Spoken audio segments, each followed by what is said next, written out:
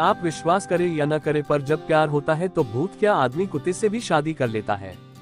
मैं रवि बचपन से ही अपनी पड़ोस की लड़की प्रिया से बहुत प्यार करता था, पर कभी उसे इस बारे में कुछ कह नहीं पाया और देखते देखते आज वो 16 साल की हो गई। मैं अक्सर स्कूल जाते वक्त उसे देखा करता था।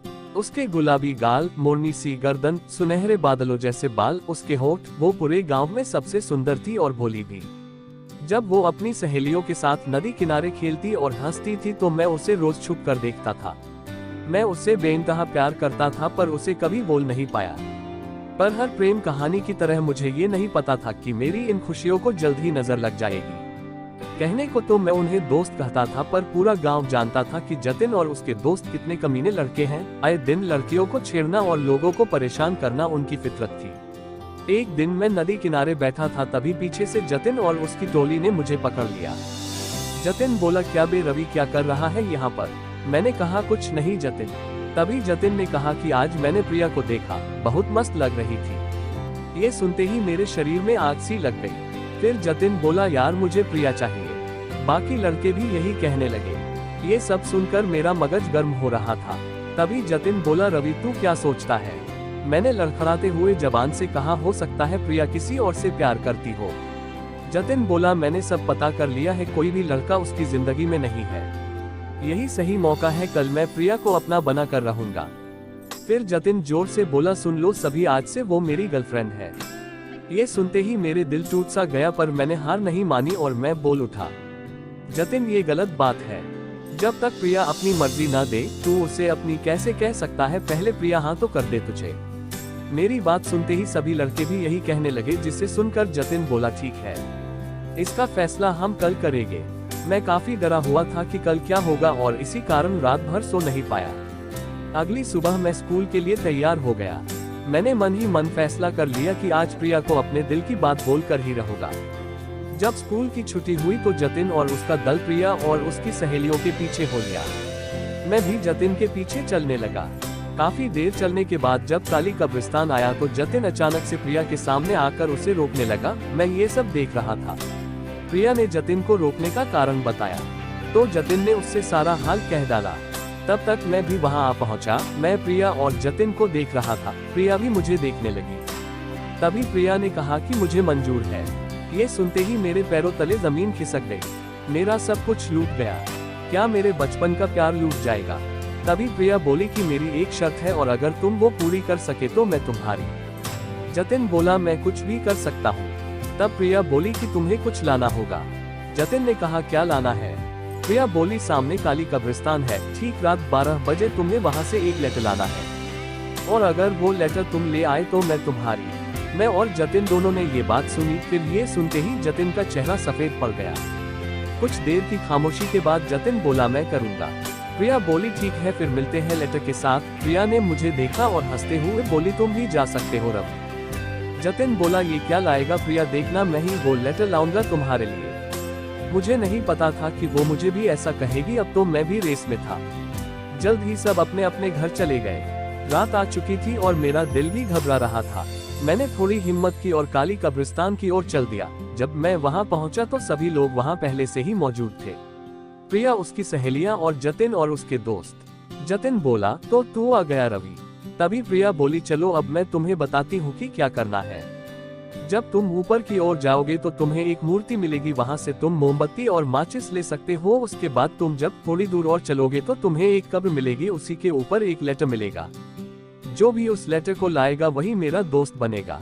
ये सुनते ही बाकी सभी लड़के भाग खड़े हुए, सिर्फ मैं और जतिन बचे। इसलिए अब हम दोनों के बीच ही मुकाबला रह गया था। कुछ ही देर में मुकाबला शुरू हो गया और जतिन तेजी से भागने लगा। रात का वक्त था और चारों ओर अंधेरा, सिर्फ चांद की रोशनी के कारण कुछ कुछ नजर आ रहा था। मैं भी जोश में था और जतिन को टक्कर दे रहा था। तभी एक सांप निकलकर मेरे आगे आ गया और इसका फायदा उठाकर जतिन आगे निकल गया और मूर्ति तक पहुंचकर मोमबत्ती उठा ली। जैसे तैसे मैं सांप से बचा और जब मैं मूर्ति तक पहुंचा देखा वहां कोई और मोमबत्ती नहीं थी। अब मेरे पास कोई और चारा नहीं था। करो और मरो की बेला आ चुकी थी, इसलिए मैं अंधेरे में ही उस कब्र की ओर निकल पड़ा। मुझे अपने प्यार पर भरोसा था। तभी मैंने जतिन की चीख सुनी। वो चिल्ला रहा था, भागो चुड़ैल चुड़ैल। ये सुनते ही मेरे हाथ पांव फूल गए। मैंने देखा जतिन तेजी से मेरी ओर भागते हुए आ रहा था और अचानक मेरी ओर रुकते हुए बोला, रवि भाग, यहाँ चुड़ैल है। और वो नीचे की ओर भाग गया। मैं काफी डर चुका था, पर मैं ऐसे कैसे भाग जाता। मुझे हर बार प्रिया का ख्याल आ रहा था। मैं किसी भी कीमत पर उसे अपना प्यार साबित करना चाहता था, इसलिए मैं कब्र की तरफ बढ़ने लगा। काफी देर चलने के बाद मुझे वो कब्र नजर आई, पर मेरे चेहरा पिला पड़ गया जब मैंने उस पर एक लड़की को बैठा देखा। उसके बाल काफी लंबे थे और वो गर्दन झुकाकर वहां बैठी हुई थी। मेरे पैर काम करना बंद कर चुके थे। मैं काफी देर तक वही खड़ा रहा। मुझे बार बार प्रिया का चेहरा याद आ रहा था।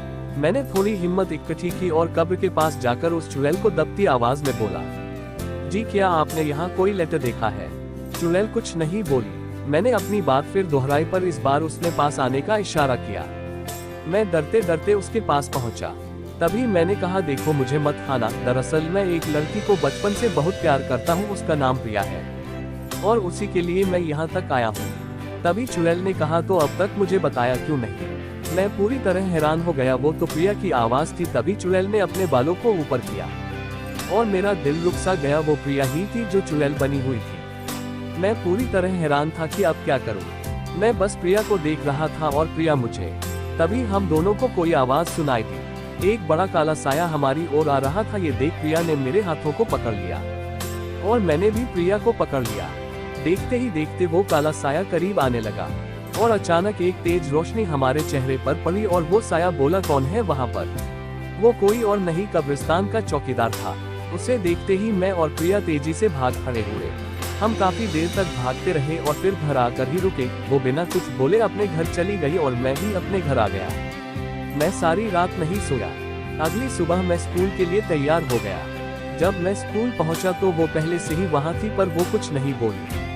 जल्द ही स्कूल की छुट्टी हो गई। मैंने उसे हर जगह ढूंढा, पर वो नहीं मिली। मैं निराश होकर घर की ओर जा ही रहा था कि मुझे एक आवाज सुनाई दी। वो प्रिया ही थी। मुझे भरोसा नहीं हुआ।